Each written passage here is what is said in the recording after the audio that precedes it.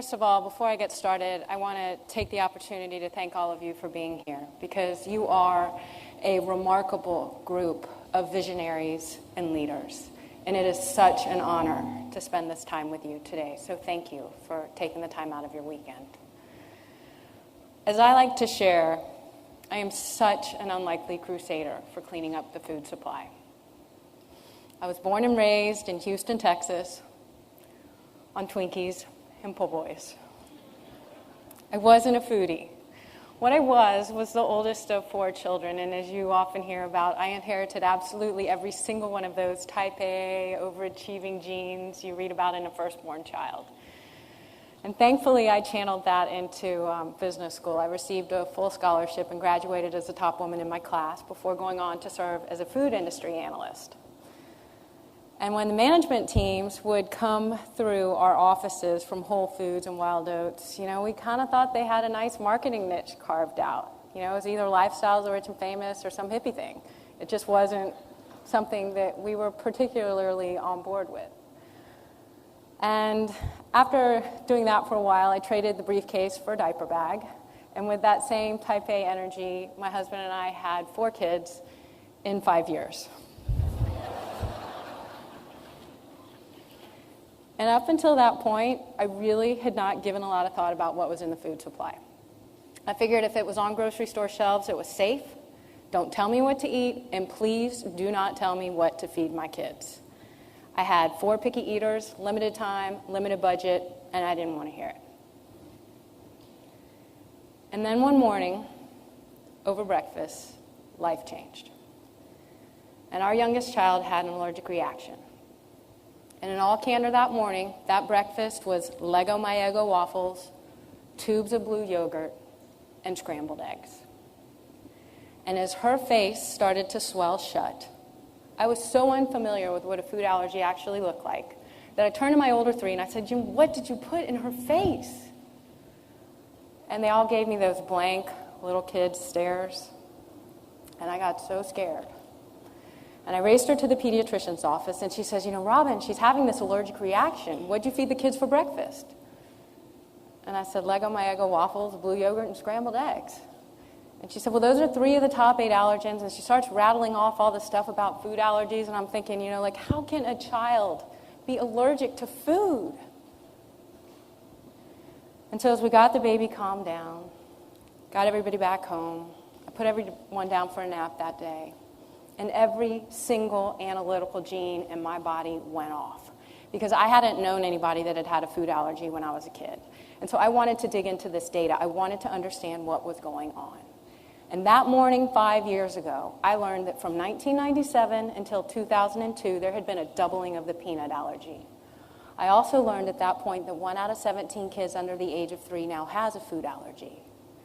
And I then went on to learn from the Centers for Disease Control that there had been a 265% increase in the rate of hospitalizations related to food allergic reactions. That was doctors checking kids into the ER. That wasn't moms. And so I wanted to know, what is a food allergy? Well, a food allergy is when your body sees food proteins as foreign. And so it launches this inflammatory response to drive out that foreign invader. And so it just begged the question, is there something foreign in our food that wasn't there when we were kids? And so the analytical side of me, I turned to the U.S. Department of Agriculture. And I learned that yes, beginning in the 1990s, new proteins were engineered into our food supply. And it was done to maximize profitability for the food industry. And as Sunny touched on, that made perfect sense to me as an analyst. It drove shareholder value, absolutely the fiduciary responsibility of the corporations that were introducing these proteins. But at the same time, no human trials were conducted to see if they were safe. And so milk allergy is the most common allergy in the United States, according to the Wall Street Journal and CNN. And so I wanted to know, is there something in the milk that wasn't there when we were kids? And beginning in 1994, in order to drive profitability for the dairy industry, Scientists were able to create this new genetically engineered protein and this synthetic growth hormone and inject it into our cows to help them make more milk. The business model makes perfect sense. It's a brilliant one. But at the same time, what happened is that it was making the animals sick. It was causing ovarian cysts, it was causing mastitis, it was causing lameness, it was causing skin disorders, and for that reason, it increased antibiotic use in those animals. And so governments around the world said, we're going to exercise precaution, and we are not going to allow this into our dairy and into our milk supply because it hasn't yet been proven safe. We took a different approach. We said it hasn't been proven dangerous, so we'll allow it. As I learned that, I thought, how many sippy cups have I filled with this milk? And how many bowls of cereal have I poured it on for my husband, not knowing that Canada, the UK, Australia, Japan, New Zealand, and all 27 countries in Europe didn't allow it when it was introduced in the US in 1994.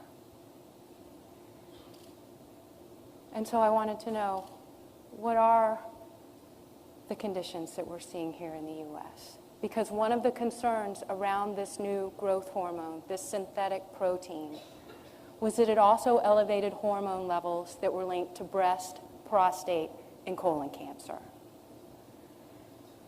And so I turned to remarkable organizations like Livestrong and the American Cancer Society because I wanted to know what the rates of cancer were in the US versus the rest of the world.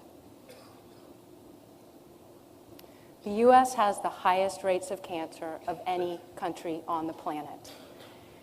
And according to the American Cancer Society, migration studies show that if you were to move here from somewhere like Japan, your likelihood of developing cancer increases fourfold.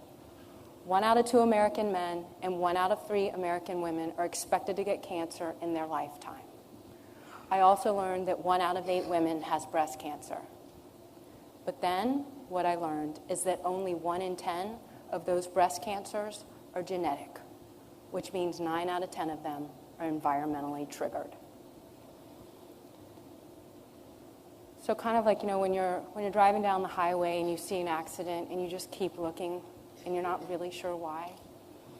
I wanted to know, are these other allergies that we're seeing, have foreign proteins been introduced into our food there too? And shortly after milk was engineered with this new protein, scientists then engineered soy, and soy is also one of the top 8 allergens. And again, to drive profitability for the soy industry, because soy is primarily used to fatten livestock, scientists were able to engineer the soybean so that it could withstand increasing doses of weed killer. And the business model, as an analyst, made perfect sense. You engineer the seed so that you can sell more weed killer. And at the same time, you've engineered something new into that seed so that you can patent it. So now you've got a patent on the seed and you're selling additional weed killer.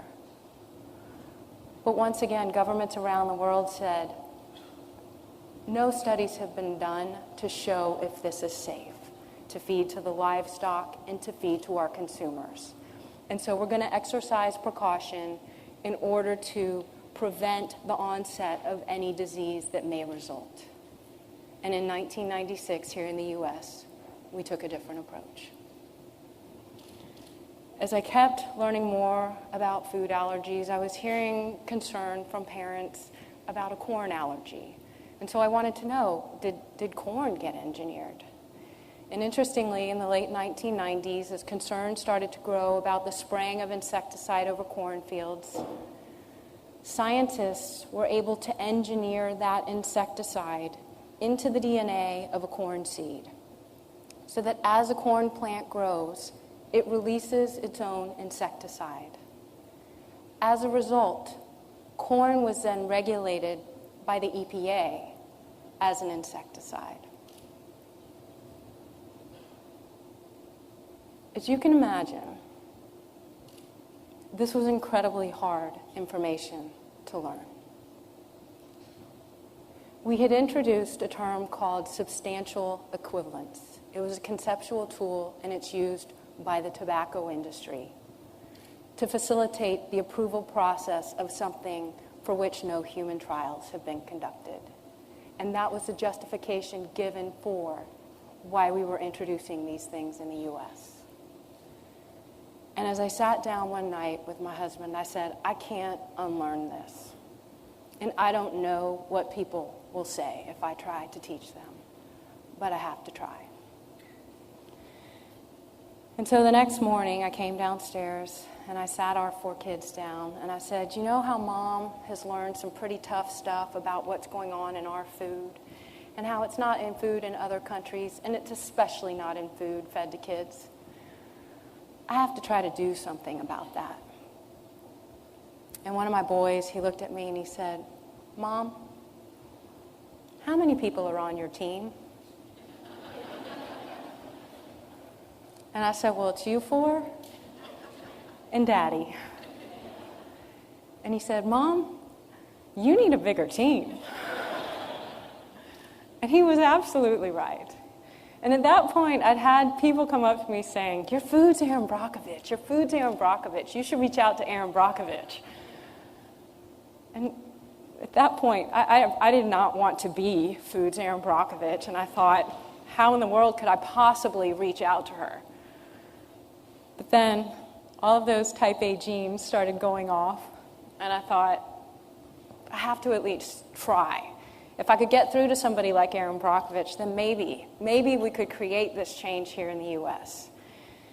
And so channeling all of that energy, I honestly spent about 2 weeks crafting a 4-sentence email to Erin Brockovich. And I fired it off. And I don't know if I ever really expected her to reply. But when she did, to have someone like that cheering you on suddenly makes you think that maybe one person can make a difference. So as I began to really dig into this and look at the fact that we were using all of these new ingredients in the U.S. food supply that we weren't using in other countries, I got to admit, it drove me absolutely nuts how expensive organic food was. And so I looked into the business model. And what I learned is that as a national family, sitting down to our national dinner table with our national budget, our taxpayer resources are being used to grow these crops, to subsidize the growth of these crops with all these chemicals.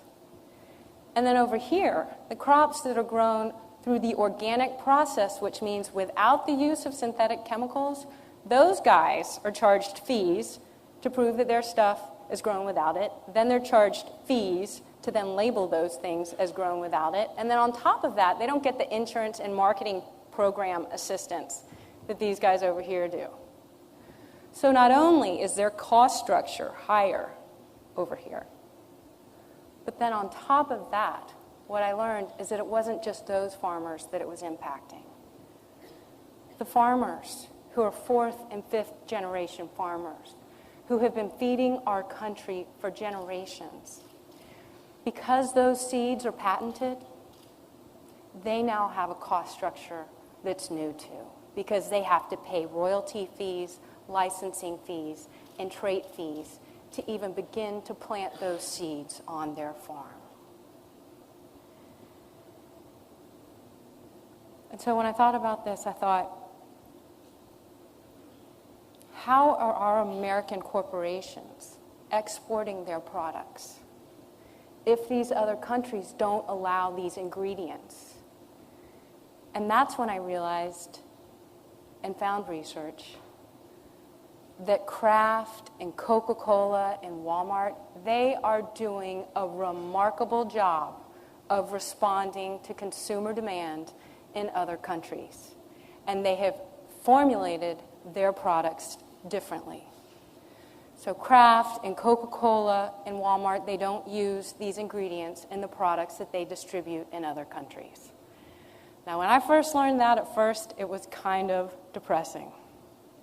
But then I thought, we just need to teach each other here. And as I reflected on the fact that we'd introduced these proteins, there had been all of this toxicity concern, I wanted to know, what are we spending on healthcare versus the rest of the world? The U.S. spends more on healthcare than any country in the planet. 16% of our GDP goes towards managing disease. What that means is that a company like Starbucks spends more on healthcare costs than they do on coffee. And as an American, I realized this very easily could be affecting our global competitiveness. Because rather than driving profitability towards our core competencies in the global marketplace, we're managing disease. And I thought, we don't need to wait for regulation. We don't need to wait for legislation. We can begin to exercise precaution in our own families, in our own communities, and in our own corporations so that we can protect the health and well-being of our families and ultimately of our economy. And as I was coming through all of this knowledge and having dismissed all of it, it was pretty paralyzing. But then I realized you can't make the perfect the enemy of the good. And it's really all about progress, not perfection. And while none of us can do everything, all of us can do one thing. And just as you don't potty train a kid overnight, and you don't wean them from a sippy cup overnight, this is a process that it doesn't happen overnight. But that as each and every single one of us does one thing, we have the ability to affect remarkable change. Because each and every single one of you has talents and attributes that you are uniquely good at. And when you leverage that with something that you are passionate about, you can affect remarkable change in the health of your family, in the health of your companies, and in the health of our country. And the bottom line is that there is nothing more patriotic that we could be doing. Thank you.